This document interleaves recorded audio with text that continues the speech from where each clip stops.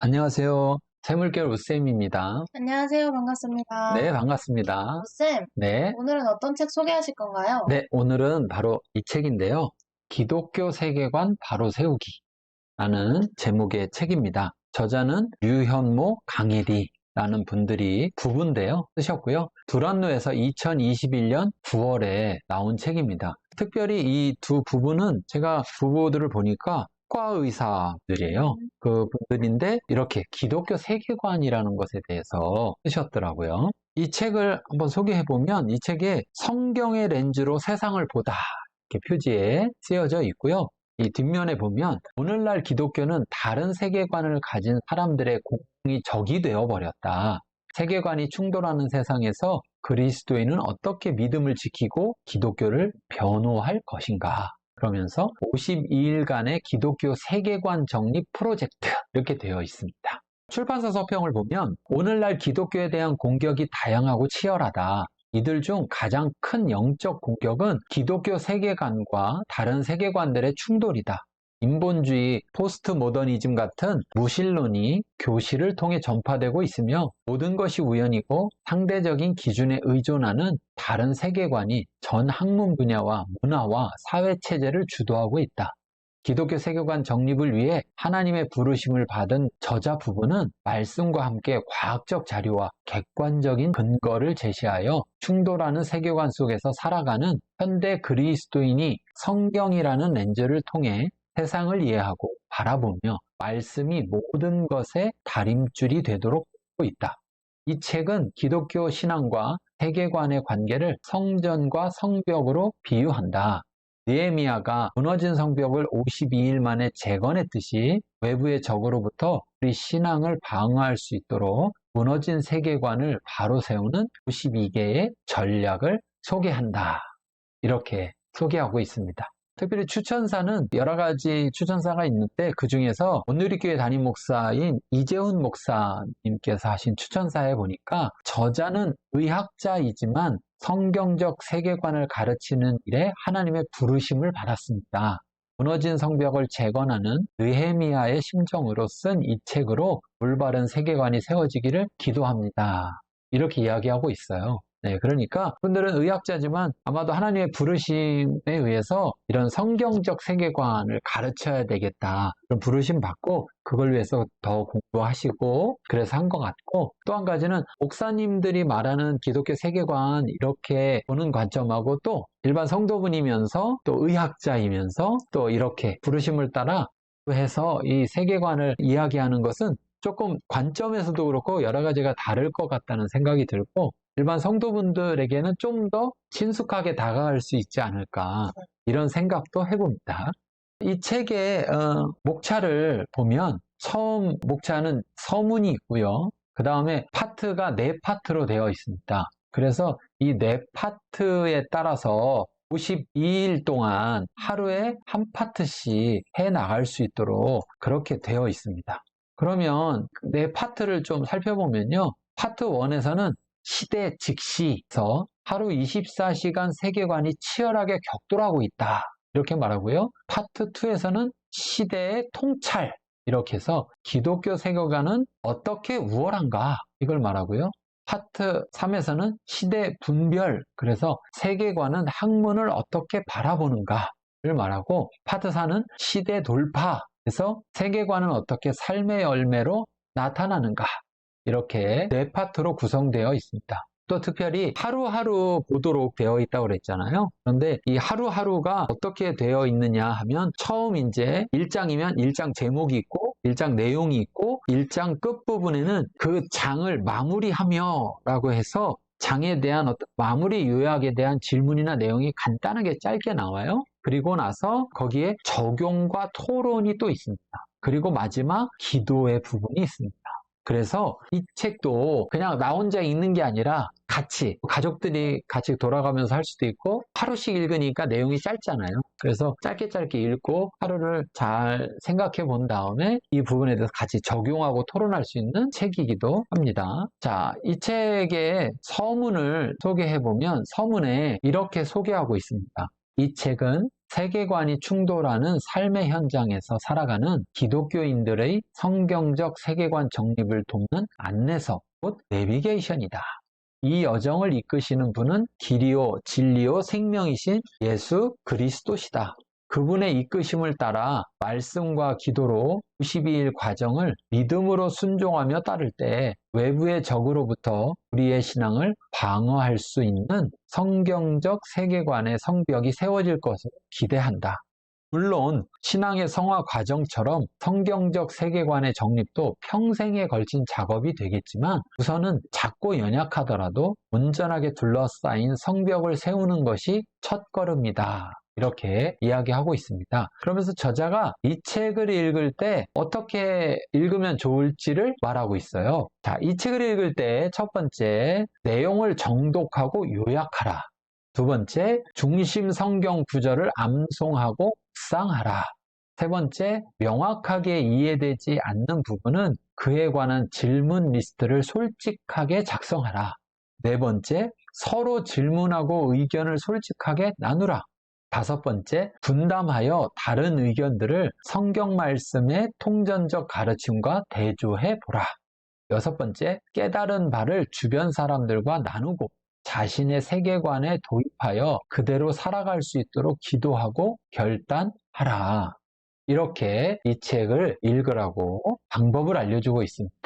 그러니까 그냥 한 번 읽고 말아라 이게 아니라 한 번에 끝까지 읽어라 이게 아니라 하루하루 하기를 바라고, 또 하루하루 할 때도 짧으니까 훅 읽고 하루 했다 이렇게 하는 것이 아니라 이것을 읽고 내용을 생각하고 말씀을 묵상하고 이것에 대해서 깊이 묵상하는 과정을 통해서 이것이 자기 것이 되고 또 더 나아가서 삶으로까지 이어지기를 바란다는 것을 알 수가 있겠어요. 저자는 또 이렇게 서문에서 말하는데, 세계관을 정립하는 과정에서 주님이 우리 부부에게 허락하신 로마서 12장 2절 말씀의 은혜가 이 책을 만난 모든 분들과 함께 하기를 기도한다. 또한 이 책이 하나님의 뜻에 어긋난 이 세대를 지적으로 분별할 지혜를 제공할 뿐 아니라 주만 따르고자 하는 감정적, 의지적 동기까지 제공할 수 있기를 기도한다.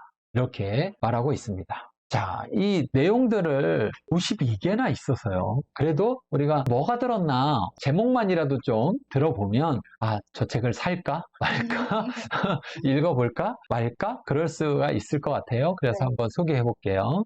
시대직시 1파트에서 24시간 세계관이 치열하게 격돌한다. 그러니까 하나님의 세계관과 기독교적 세계관과 세상 세계관이 격돌한다는 건데요. 1. 충돌하는 세계관. 2. 세계관은 믿음을 변호한다. 3. 모순되지 않는 일관성 있는 세계관. 4. 거듭남과 기독교 세계관. 이렇게 말했고요. 파트 2에서 기독교 세계관은 우월한가?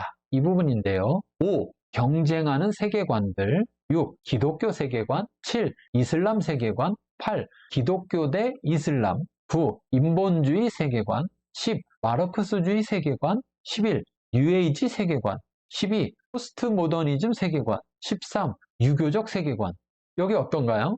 그래도 저희가 기독교를 믿다 보니까 네. 다른 종교라든지 네. 아니면 다른 세계관에 대해서는 잘 모를 것 같아요. 네. 그래서 그런 부분에 또 짚고 넘어가면서 분류하는 식으로 이해를 해줄 것 같아요. 네. 우리가 흔히, 기독교니까 기독교 세계관만 잘 알면 되지 뭐, 이렇게 생각할 수 있잖아요. 네. 그런데 다른 세계관이 뭐가 문제인 건지, 그리고 기독교 세계관은 왜 그래서 기독교 세계관이어야 하는지, 이런 것을 우리가 분명하게 알지 못한다면은 다른 세계관들을 분별할 수가 없을 것 같아요.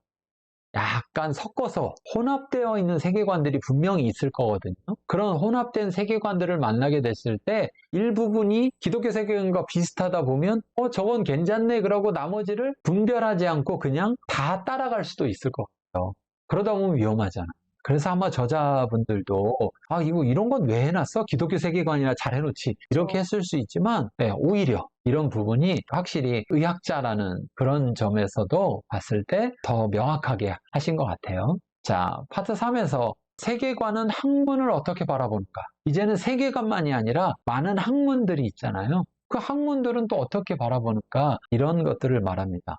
자, 14. 세계관과 학문은 밀접한 관계다. 15. 신학 1, 존재론과 기원. 16. 신학 2. 인식론, 신존재를 어떻게 알 수 있는가. 17. 신학 3. 무신론 신학. 18. 철학 1. 인식론 지식이 어떻게 가능한가. 19. 철학 2. 철학과 과학. 20. 철학 3. 진리란 무엇인가. 21. 윤리학 1. 절대적 도덕률이 있는가. 22. 윤리학 2. 상대적 도덕률의 문제점. 23. 윤리학 3. 약자 보호가 윤리의 기준이 될 때. 24. 생물학 1. 진화론은 과학이 아니다. 25. 생물학 2. 가설과 추정으로 가득한 진화론. 26. 생물학 3. 최신 과학은 진화론의 증거를 부정한다. 27. 생물학 4. 유신 진화론 비판. 28. 심리학 1. 정신과 육체. 29. 심리학 2. 죄책감.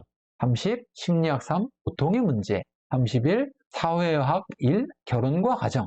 32. 사회학 2. 교회와 교실. 33. 사회학 3. 국가. 34. 법학 1. 윤리와 법. 35. 법학 2. 신법과 실정법. 36. 법학과 3. 기독교인과 법.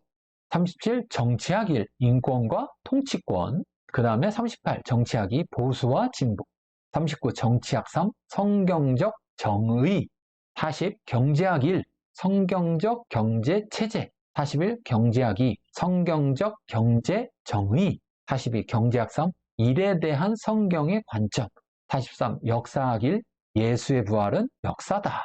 44. 역사학 2. 성경의 역사성. 45. 역사학 3. 성경의 방향성과 목적성. 자, 여기 세계관과 학문인데 어떤가요? 그래도 학문은 저희가 교육을 이제 네. 보편적으로 교육을 받을 수 있다 보니까 저희가 조금이라도 접할 수 있는 것들이고 네. 이쪽으로 직업을 갖고 계신 분들도 많을 거 아니에요.